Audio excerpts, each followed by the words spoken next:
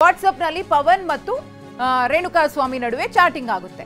Charge sheet ನಲ್ಲಿ ಬಯಲಾಯಿತು mobile ನ secret. A1 Pavithra Gowda mobile retrieve ವರದಿ. ಪವಿತ್ರ ಗೌಡ ಮೊಬೈಲ್ ರಿಟ್ರೀವ್ ವರದಿಯಲ್ಲಿ ಏನಿದೆ ಹಾಗಿದ್ರೆ? ಪವಿತ್ರ ಬಳಸಿದ ಮೊಬೈಲ್ ನಂಬರ್ 6366 ಹಾಗೆ ಮುಂದುವರಿಯುತ್ತೆ. ಮನೋಜ್ ಹೆಸರಿನಲ್ಲಿ ಪವಿತ್ರ ಗೌಡ ಸಿಮ್ ಬಳಕೆ ಮಾಡ್ತಾ ಇದ್ರು. ಐಫೋನ್ 15 ಪ್ರೋ ಮ್ಯಾಕ್ಸ್ ಮೊಬೈಲ್ ಬಳಸ್ತಾ ಇದ್ದಂತಹ ಪವಿತ್ರ ದರ್ಶನ್ ಹೆಸರನ್ನ ಡಿ ಅಂತ ಸೇವ್ ಮಾಡ್ಕೊಂಡಿದ್ರು ಪವಿತ್ರ. A3 ಪವನ್ ಹೆಸರನ್ನ ಪವನ್ ನ್ಯೂ ಅಂತ ಸೇವ್ ಮಾಡಿದ್ರು.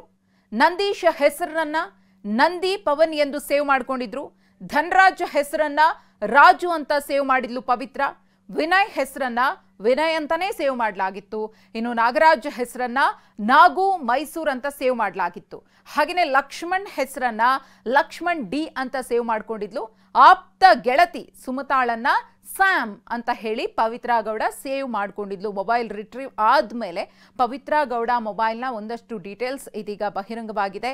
ಈ ಒಂದು ಕಿಡ್ನಾಪ್ ಮತ್ತು ಕೊಲೆ ಪ್ರಕರಣದಲ್ಲಿ ಭಾಗಿಯಾಗಿದ್ದವರ ಹೆಸರನ್ನು ಯಾವ್ಯಾವ ರೀತಿಯಾಗಿ ಸೇವ್ ಮಾಡ್ಕೊಂಡಿದ್ದಾಳೆ ಅನ್ನೋದು ಗೊತ್ತಾಗಿದೆ. ಪವಿತ್ರ ಮೊಬೈಲ್ನಲ್ಲಿ ಪತ್ತೆಯಾದ ಫೋಟೋಗಳು, ಕೊಲೆ ಪ್ರಕರಣ ಸಂಬಂಧ 65 ಫೋಟೋಗಳು ಮೊಬೈಲ್ನಲ್ಲಿ ಸೇವ್ ಆಗಿತ್ತು. ಪವಿತ್ರ ಮೊಬೈಲ್ನಲ್ಲಿ 17 ಸ್ಕ್ರೀನ್ ಶಾಟ್ಗಳು ಪತ್ತೆಯಾಗಿವೆ. ರೇಣುಕಾ ಕಳಿಸಿದ್ದ 20 ಅಶ್ಲೀಲ ಸಂದೇಶಗಳನ್ನ ಸ್ಕ್ರೀನ್ ಶಾಟ್ ಮಾಡಿ ಪವಿತ್ರ ಇಟ್ಕೊಂಡಿದ್ರು. ಎಲ್ಲಾ ಸ್ಕ್ರೀನ್ ಶಾಟ್ಗಳನ್ನ ಸೇವ್ ಮಾಡ್ಕೊಂಡಿದ್ರು ಪವಿತ್ರ.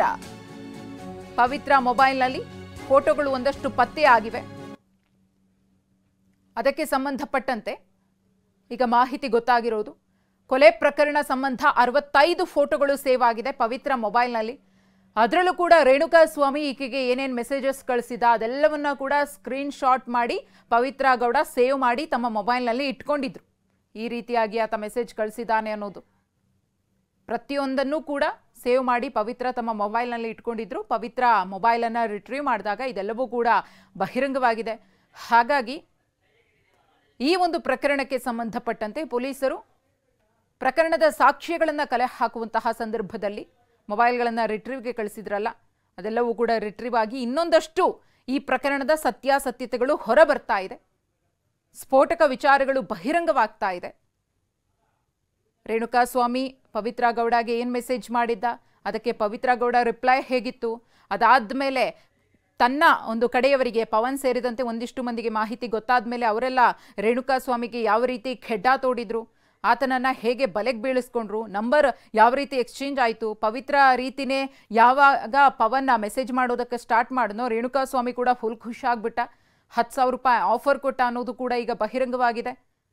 ನಾವಿಬ್ಬರು ಕೂಡ ಲಿವ್ ಇನ್ ರಿಲೇಷನ್ಶಿಪ್ನಲ್ಲಿ ಇರೋಣ ಅಂತ ಹೇಳಿ ಆತ ಕೇಳ್ಕೊಂಡಿದ್ದಾನೆ. ತುಂಬ ಕೆಟ್ಟದಾಗೆಲ್ಲ ಮೆಸೇಜ್ ಕಳಿಸಿದ್ದಾನೆ. ಇಷ್ಟೆಲ್ಲ ಆದಮೇಲೆ ದರ್ಶನ್ ಕಿವಿಗೆ ವಿಷಯ ಮುಟ್ಟಿಸ್ಬೇಡ ಅಂದ್ರೂ ಕೂಡ ಪವನ್ ತಗೊಂಡೋಗಿ ವಿಷಯ ಮುಟ್ಟಿಸಿದ್ದ. ಈ ಮೆಸೇಜಸ್ ಅನ್ನ ತೋರಿಸಿದ್ದ, ಫೋಟೋಸ್ ಅನ್ನ ತೋರಿಸಿದ್ದ. ಅದೆಲ್ಲವೂ ಕೂಡ ರಿಟ್ರೀವ್ ಆದ್ಮೇಲೆ ಇದೀಗ ಬಹಿರಂಗವಾಗಿದೆ.